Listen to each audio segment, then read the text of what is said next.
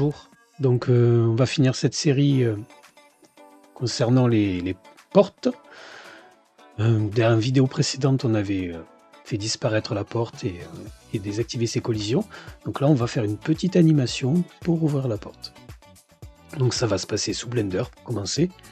Et après, on activera l'animation directement dans le code. Alors, on va tout de suite s'intéresser. Alors, vous voyez que j'ai fait un petit peu des recherches parce qu'on va utiliser ça, animation groupe, les classes animation groupe et surtout, alors j'ai regardé cette vidéo que je vous invite à aller voir, vidéo officielle hein, avec Pirate JC. Donc, il explique un petit peu le principe des animations groupe. On ne va pas utiliser toutes ces techniques parce qu'on va pas utiliser une animation qu'on va dupliquer sur toutes nos portes, même si c'est un petit peu le principe qu'on devrait utiliser. On a une animation d'ouverture pour toutes les portes et on n'en a qu'une. On pourrait l'appliquer à différents objets. Nous, c'est pas ça qu'on va faire, mais si vous voulez faire ça, il va falloir donc regarder cette vidéo. La première étape, c'est celle que je vais faire, c'est d'activer une animation spécifique pour un objet bien particulier. Alors, sur Blender, donc File, Open et Blender. Peut-être que je vous les donne, ces fichiers, vous êtes censé faire vos propres niveaux. Hein. Donc, ici, j'ai mon niveau avec ma porte d'or 1. Donc on va devoir, pour simplifier un peu les choses, on pourrait mettre ici le nom de l'animation qu'on souhaite utiliser. Peut-être qu'on va faire ça. Sinon, l'animation portera le nom de la porte suivi de Open ou Close par exemple. Alors ça, déjà, on va aller tout de suite se renseigner, se procher et regarder ici comment on va faire cette petite animation. Alors, pour faire une animation, on va utiliser nous les actions, qui sera plus simple, les actions, et on va faire ça dans le mode animation. Alors, je suis...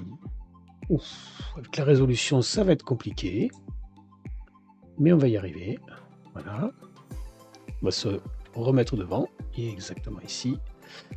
Alors ça, je sais pas pourquoi il nous a mis cette fond. On va hop, enlever ça. Donc, on va passer ici. Je vais mettre le screencast case. Ok, ça c'est bon. Voilà. On va tout de suite ici ouvrir une autre fenêtre. On voit de moins en moins. Et ce sera notre, ici, Dopsheet. Et on se met en mode Action Editor. Celui d'en bas ici, on va mettre... Je vais y arriver. Ça rend fou un peu cette histoire de menu non-linéaire animation. Ici, voilà. Donc on a nos deux principaux objets de travail. On va essayer de diminuer un petit peu. Voilà. Ici, on a un peu de place. Alors, les couleurs, c'est plus sympa. Donc, le travail sur l'animation, il va être... On va faire un truc simple. Je vais la faire bouger vers la droite et la faire descendre, par exemple. Ou vers la gauche. Mais ce serait bizarre qu'elle descende dans la roche alors qu'elle peut descendre dans le sol. Pourquoi pas. Donc, le premier truc à faire, ici, j'ai mon objet. Donc, je suis bien en Object Mode. Je clique sur ma porte ici. Et j'appuie sur I. I comme Insert. Location, rotation, scale. Oui. Donc, j'insère une frame, une keyframe dans mon animation ici. Donc, on va surtout, pour l'instant, le Action Editor, j'essaie de pas trop vous embrouiller, parce qu'on fait les deux en même temps, en fait. Lui, pour l'instant, on n'en a pas vraiment besoin du Elena. Mais bon. Donc, cette action que je viens de créer ici, là, ici, j'ai inséré une keyframe. Je vais me déplacer jusqu'à 60. Donc, à 30 images par seconde, ça fait à peu près 2 secondes. Hein. Je vais déplacer mon objet. Donc ici, je clique là, je fais grab. Là, je vais me déplacer, alors non, en X. Voilà, et je me déplace jusqu'ici. Et je clique. Et là, je fais I. Location, rotation, scale. Je pourrais mettre que location, parce que j'ai pas fait de rotation. Voilà. Donc j'ai inséré une deuxième frame. Ici. Celui-là, pour l'instant, franchement, vous regardez pas. Le NLA, pardon, vous ne regardez pas. Donc ensuite, je vais me mettre, par exemple, sur 120. Là, je prends mon objet, G comme grab, Z, je descends tout en bas, voire même éventuellement le faire disparaître complètement. On pourrait même peut-être le laisser un petit peu comme ça. Clic, voilà. I, location rotation, voilà. Donc j'ai mes 3 principales étapes. La première étape est ici. Deuxième étape, la porte se tourne à droite, se déplace à droite. Troisième étape, elle se met en bas. Voilà. Donc cette action, on va l'appeler door one. On peut l'appeler underscore open, pourquoi pas. Open. Ça, c'est le nom de mon action. Je vais cliquer sur le petit bouclier ici pour la sauvegarder, parce que si elle n'est pas affectée à un objet, à un moment donné, je peux peut-être arriver à faire cette manip. Je vais regretter de ne pas avoir cliqué sur le bouclier ici, qui permet de dire que même si je ne l'utilise pas, conserve-la. En gros. Donc, j'ai mon animation. Maintenant, je vais la faire glisser de mon action editor. Donc, c'est une action, littéralement. C'est un peu comme ça qu'on fait les actions avec les personnages. Je vais lui demander de la mettre dans le NLA. Push down. Voilà. Et donc, lui, là, on n'en a plus besoin. Alors, normalement, ici, si je regarde bien, alors, hop, voilà. Donc, ici, mon non-linear animation, on a juste cette animation-là. Et c'est ça qui va être exporté quand on va faire un export du GLB. Alors, j'ai dit qu'on pourrait éventuellement prendre cette option de... Il y a deux choix en fait. Soit on prend le nom de l'animation et on le normalise en disant que systématiquement c'est le nom de la porte underscore open et ce sera systématiquement comme ça dans mon jeu. Ça me choque pas plus que ça objectivement. Soit il va falloir que je rajoute sur l'objet en lui-même, donc sur l'objet ici, dans les custom properties, il faudrait que je rajoute le nom de l'animation qui doit être lancée lorsqu'on clique dessus. Ou éventuellement sur son trigger ici. Parce qu'après tout, c'est l'un ou l'autre. Moi, je ne vais pas opter pour ça, parce que ça fera un petit peu moins de travail peut-être, et puis surtout, c'est pour vous montrer qu'il y a certaines choses qu'on fait en dur dans les jeux. C'est pas si choquant que ça. On en reste quand même à faire du design sur Blender, donc on n'est quand même pas si en dur que ça. C'est tout, cette partie-là. CTRL S, je sauvegarde. Export. On va exporter le GLB dans Babylon, IATest, Assets, Models, Arena Level 1. J'exporte et c'est tout. On va vérifier avec un sandbox. Alors, sandbox Babylon. Alors évidemment, l'animation va se démarrer tout de suite et nous, on va devoir la charger et l'arrêter. Projet Babylon JS. Je suis en train de chercher le fichier. Je fais glisser ici. On regarde. Et on a bien notre animation qu'on voit ici. Et on voit bien qu'elle s'appelle comme ça. Donc c'est pas mal. Maintenant, c'était assez simple hein, quand même. Alors, on va dans le code. Donc le code, il est là. Donc ce qu'on va faire, la première chose qu'on va faire, c'est qu'on va charger les animations. Donc ça c'est automatique puisqu'on fait un add all. D'ailleurs peut-être qu'à force on va devoir réfléchir un peu à pas ajouter tout mais ajouter que ce qu'on veut. Pour l'instant on va faire for let i let anime. Alors j'ai le choix entre faire i égale 0, je vais vous montrer quand même.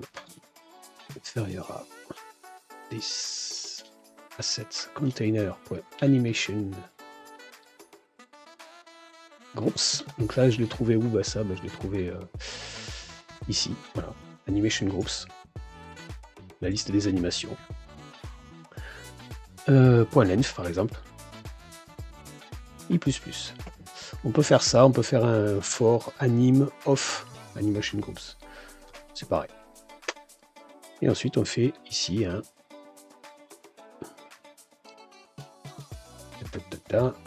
crochet de i. Point stop. On arrête les animations, toutes les animations. Il n'y a que la première qui se met en marche à chaque fois, mais on les arrête toutes. Ça, c'est bon.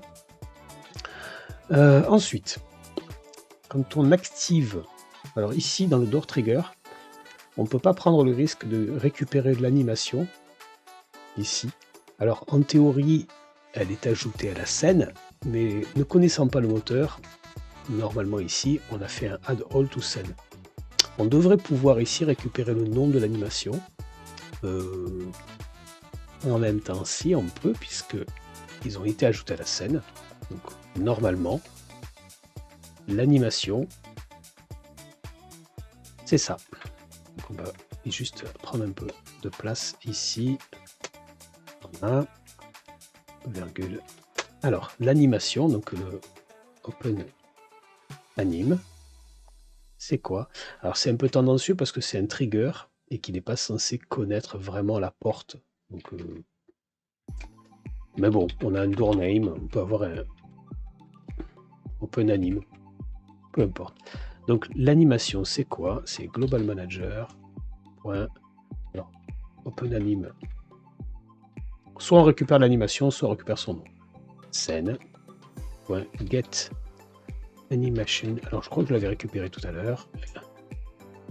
Animation Group. Get Animation Group by Name. Je crois que je l'ai cherché tout à l'heure, ça. Ouais, ça a plutôt pas mal. Group by Name. Get Animation Group by Name. C'est bien celle-là. Ici, CTRL-C, on revient sur le groupe. Ici. Donc, le nom de l'animation, bah, c'est Extra Door Trigger, donc le nom de mon trigger, plus, j'ai mis underscore open. Voilà, c'est ça qui est moyen. On pourrait avoir ici dans l'extra, au même endroit que le Door Trigger, on pourrait avoir un animation name, par exemple. Et on pourrait avoir plusieurs types d'animation. Ceci dit, si on est rigoureux, ce genre de pratique est tout à fait acceptable. Donc ici, on est bien carré. Et de s'être mis d'accord avec le designer, surtout. Ok, donc on a l'animation qui est ici. Et maintenant, il suffit, alors éventuellement ça peut renvoyer autre chose que... Ça peut renvoyer un undefined ou un nul. Donc il faudra le tester quand même. Et lorsqu'on va ici faire un check trigger, ici, door mesh, au lieu de mettre visibility à 0, on va faire un if. Alors du coup c'est door trigger point open anim. S'il y a une animation, à ce moment-là on fait un door trigger open anim point play une seule fois, donc pas de loop, else. Si jamais il n'y en a pas, on retombe sur notre truc d'avant. Et quoi qu'il en soit, on désactive les collisions, ce qui veut dire qu'on peut passer à travers la porte avant qu'elle ait fini son animation. Potentiellement, c'est moyen. On pourrait attendre la fin de l'animation, mais de toute façon, vu qu'elle est au niveau du sol, on ne choque pas de lui laisser ses collisions. On est pas mal. Si on avait pensé à mettre la porte dans les obstacles de la jante, il va falloir faire attention à éventuellement l'updater. Moi je ne l'ai pas fait. Save.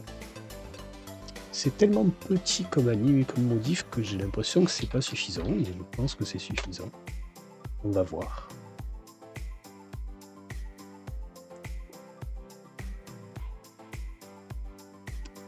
Suspense. Donc, on retourne ici, on se met bien comme il faut là. Donc notre petit personnage, on avance jusqu'au drapeau.